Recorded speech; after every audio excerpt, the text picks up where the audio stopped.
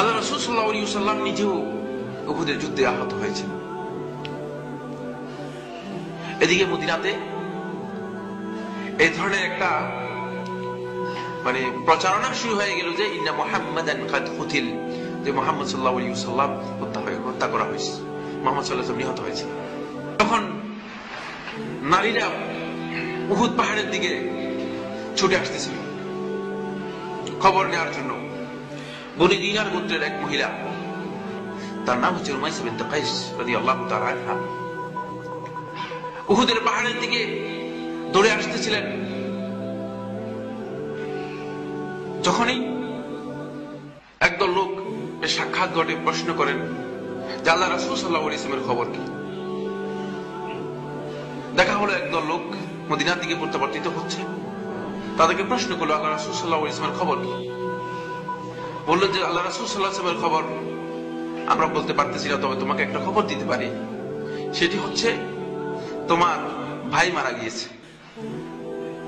সামনের দিকে তিনি অগ্রসর হলেন।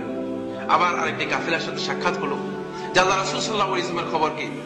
বলে আল্লাহ রাসূল সাল্লাল্লাহু আলাইহি ওয়াসাল্লামের খবর আমরা বলতে পারছি না, তবে তোমাকে একটা খবর দেই, এই যুদ্ধে তোমার ছেলে শাহাদাত বরণ করেছে। বলে আল্লাহ রাসূল সাল্লাল্লাহু আলাইহি ওয়াসাল্লামের খবর কি। আবার সামনের দিকে অগ্রসর করলেন। অগ্রসর হয়ে আরেকটি কাফেলার সাথে সাক্ষাৎ হলো। বললেন যে আল্লাহ রাসূল সাল্লাল্লাহু আলাইহি ওয়াসাল্লামের খবর কি, আমাকে বলো।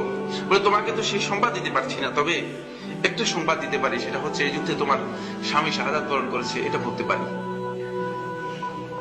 তিনি ছুটে গেলেন।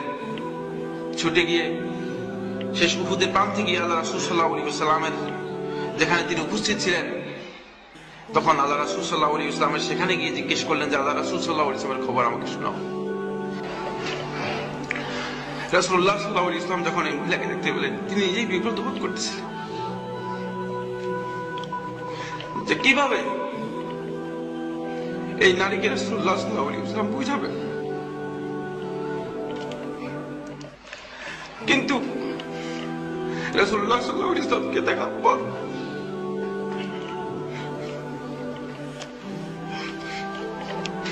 এই মহিলা যে উত্তর দিলেন, কুল্লু মুসিবাতিন বা'দাকা ইয়া রাসূলুল্লাহ জালালু, হে আল্লাহর রাসূল সাল্লাল্লাহু আলাইহি ওয়াসাল্লাম, সমস্ত মুসিবত, সমস্ত বিপদ আপনার পরে, আপনাকে দেখার পরে আমার হালকা হয়ে গেছে, থেমে গেছে।